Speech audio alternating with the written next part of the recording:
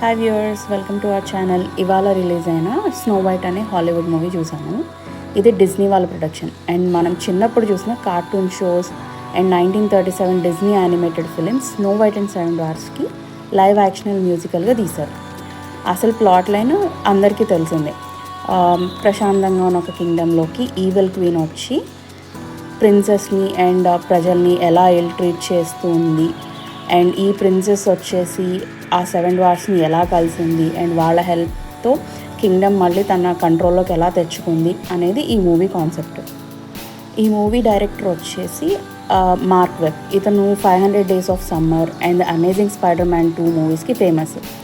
And lead actors వచ్చేసి Rachel Zegler. ఈ అమ్మాయి వచ్చేసి the Hunger Games, the Ballad of Songbirds and snake, షజామ్లో చేసింది.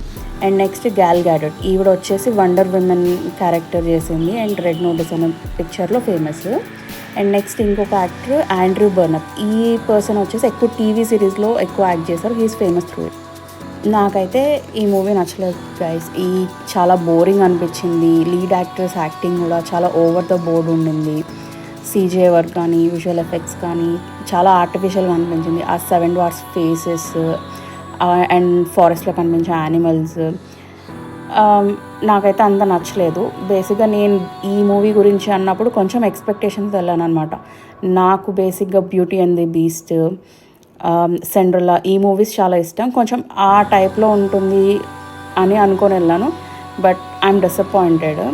దీనికన్నా నాకు రీసెంట్లీ వచ్చిన వికెడ్ అనే మూవీ డిజ్నీ వాళ్ళదే, అది చాలా బెటర్గా వచ్చింది అని అనిపించింది. అండ్ ఈ వీడియోలో చెప్పింది మొత్తం కేవలం నా ఎక్స్పీరియన్స్ అండ్ ఒపీనియన్ మాత్రమే. Thank you for watching. Please like, share and subscribe if you like our content.